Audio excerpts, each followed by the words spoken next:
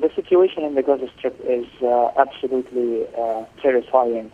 Everyone has stayed at their homes. No one is trying to go out, particularly at night time, because there has been intense presence of Israeli warplanes, including unmanned drones and Israeli warships, as well as other, for example, helicopters and Apaches. And there has been bombing all across the Gaza Strip. There is artillery shelling as well, and warships shelling. So the situation is completely dangerous. Everyone feels that they are a target for Israeli warplanes.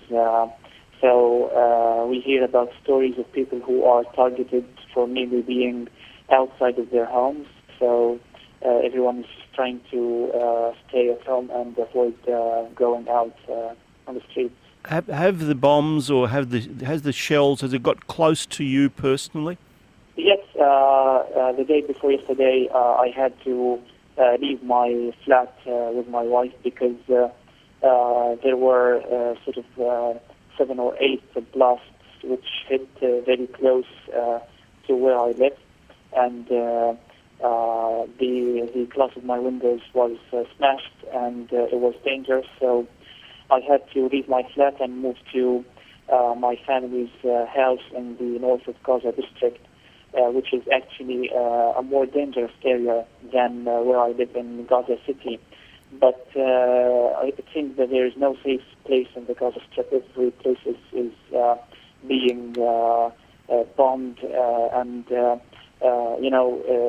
as Israel uses its warships, using dropping bombs and using F-16 missiles, which shake whole areas and neighborhoods, and which could actually harm people who could be as far away as a few kilometers away. So, everyone feels that they could be killed or harmed by missiles which are dropped close by to where they live.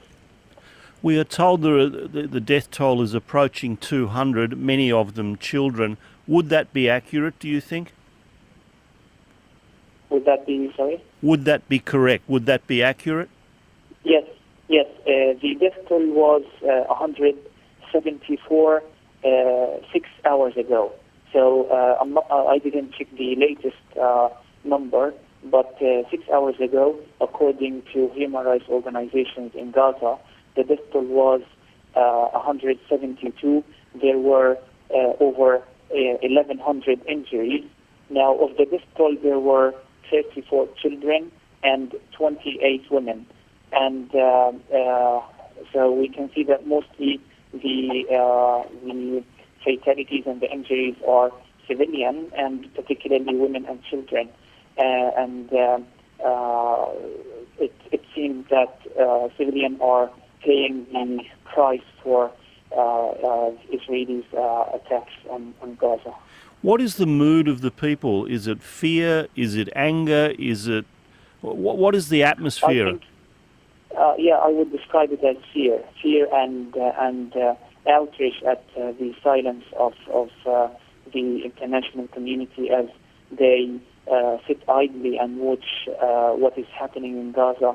We feel that we have been abandoned by the entire world and by even our own governments and the Arab League. There have been absolutely no efforts to stop the bloodshed in Gaza, and only empty statements of condemnation and asking what they call both sides to stop what is happening, as if this is an even conflict between two equal sides rather than a case of a military occupation and a blockade imposed on a civilian population who are being massacred and oppressed on a daily basis by the fourth strongest army in the world and the nuclear power that is maintaining its occupation through violent means which are being meted out on a daily basis against the Palestinian civilians. The United States says that they believe that the Israeli attacks will stop if Hamas stops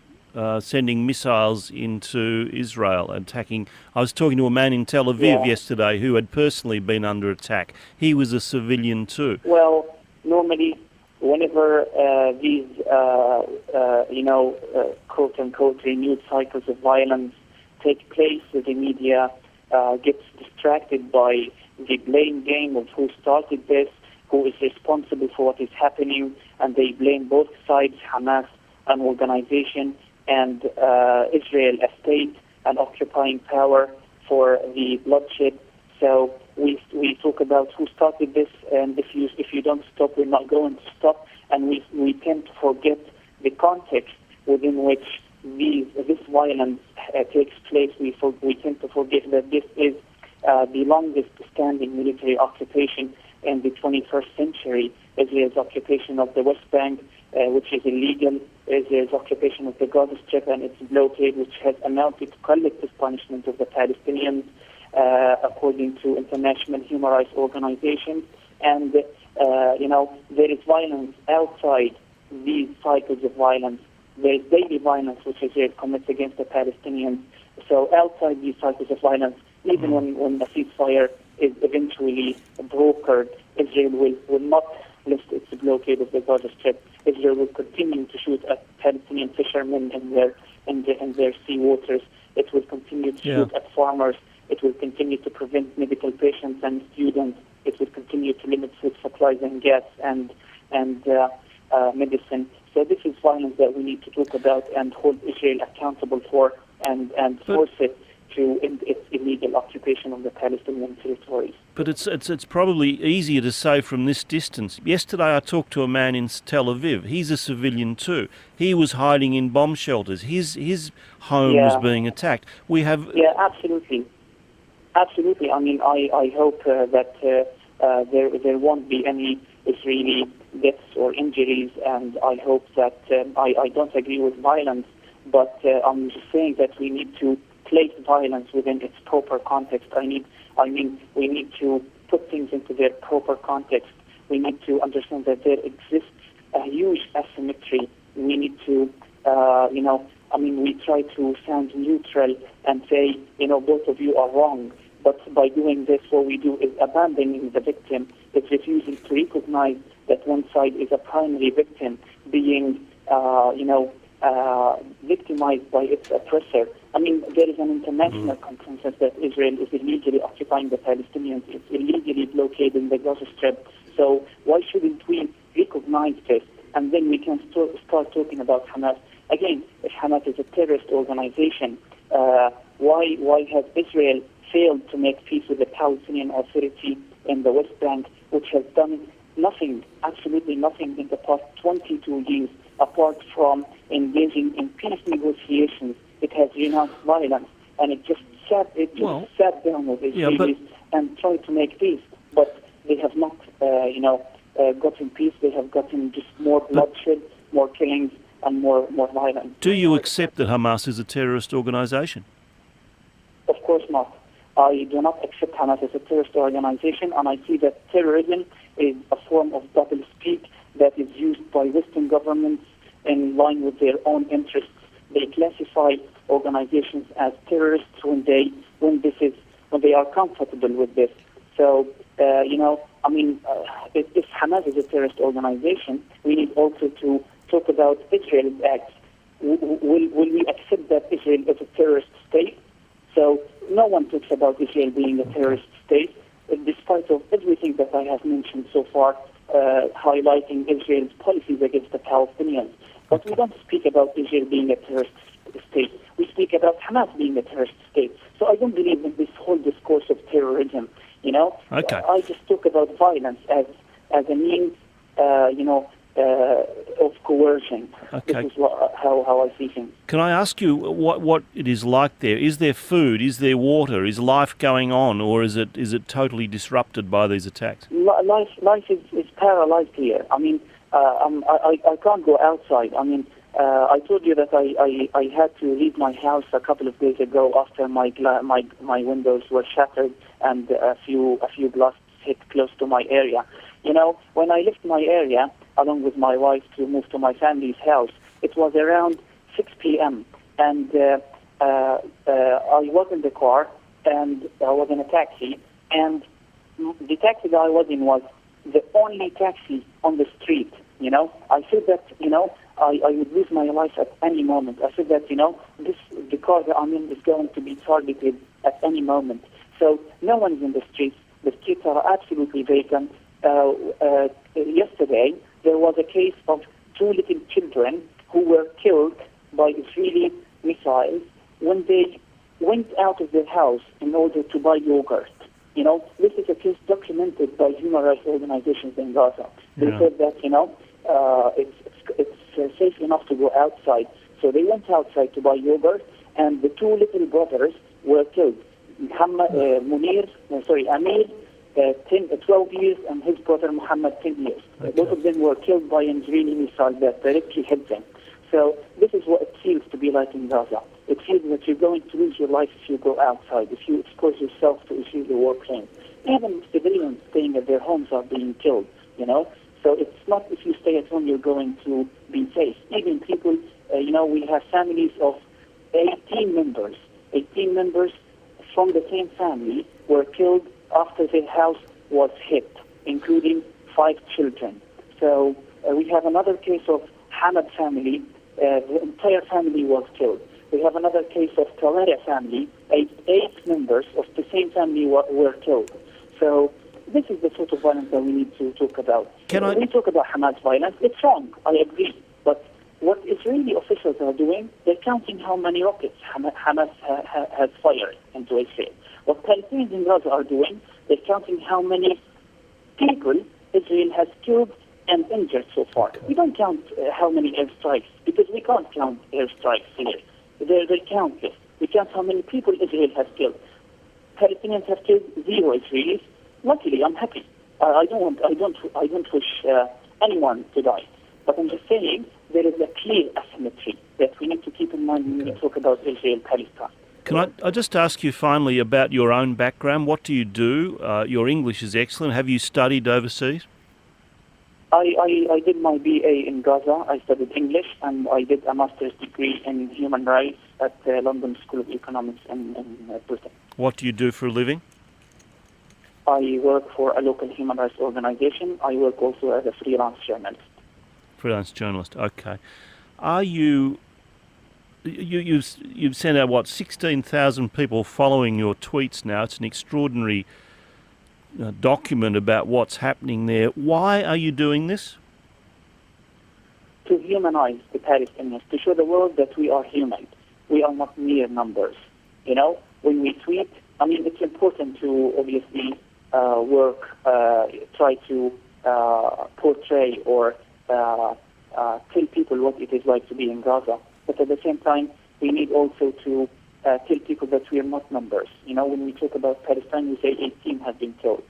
So we need to remember that every one of these 18 has a name. They have a life, they have memories, they have families. So when one Israeli is killed, I'm sure, and I can assure you, the whole media in the West is going to mention the name, to tell you the story of the family, of the life of the whoever is killed. Okay. I hope no one is going to die, but we also have lives. We are also human. So what I try to do is humanize our stories and give a deeper insight into what life looks like in Gaza. Are you employed by anybody to get this message out, or is it something you want to do yourself? No, I get absolutely no money for what I do. Yeah, because people on the other side will say this man's a propagandist. That is not right. No. For me, it's not propaganda. I'm tweeting real life stories. I'm tweeting about my own life. I'd probably be tweeting my own death or the loss of any relative. So what I'm doing is just, bringing people into my own life, letting people know what it is like to be, for example, Mohammed Suliman living in Gaza. So I'm just trying to draw a picture of life in Gaza, give personal stories, give first-hand accounts, rather than indulge in professional media coverage that turns people into numbers. Can I just ask you finally, there is still speculation of a ground invasion. What will you do if there is a ground invasion by Israel? Well, fortunately, I live in Gaza City, which is a bit far from where the threat of a ground invasion is looming. Israel has threatened it will start a ground invasion in North Gaza district. I live in Gaza City, but still, Israel has also warned residents of the North Gaza district to leave their houses and to evacuate. But, this is just ridiculous because we're asking 250,000 people to evacuate. That's almost 250,000 people, and it is completely unrealistic. Also, there is no safe haven for these people to go to, nowhere else to go to.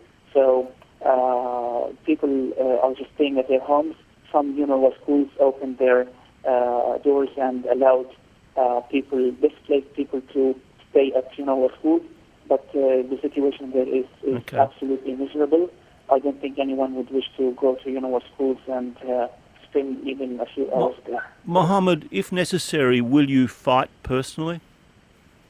Sorry? Will you fight personally if necessary? Will you go to war yourself? Will you become a soldier? No, never. I would never use violence against anyone. I'm not justifying Hamas violence, and I'm just trying to make a case for it, trying to let people understand it. I'm just saying it is understandable. I'm saying it needs to be put in context. I'm just saying, it is different from Israeli violence, but that doesn't mean that I'm justifying it. I'm not for violence of any form or for anyone against anyone. I'm against violence. Thank you so much for speaking to us. Take care. Thank you for your time. No problem. Thank you very much. Mohammed Suliman in Gaza City.